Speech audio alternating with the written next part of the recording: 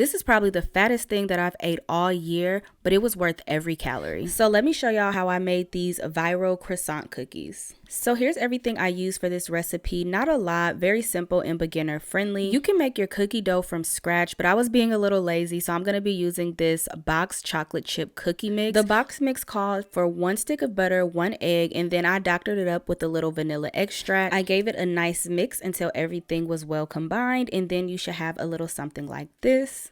I'm also using store-bought croissants, and I'm just going to slice those in half. And then I'm going to add 1 to 2 scoops of that cookie dough batter to the center of the croissant. And then I also spread a little more of that cookie dough on top of the croissant. I popped these in the oven on 375 for about 12 minutes. And then once they were done, I sprinkled them with some powdered sugar. And you can bake these to your preference. I've seen a lot of videos where people left the inside soft, and while I do enjoy a chewy cookie, these were a little too soft for me. So I did put mine back in the oven for about another 5 minutes or so, and this is how it looks when they're a little more cooked. But either way, y'all, these were so bomb. You have the sweetness from the cookie, but then the croissant adds like a savory layer to it. It was just so good. I enjoyed these most when they were fresh out of the oven, but they also taste really good the next day with a cup of coffee. But that's it, y'all. Bye.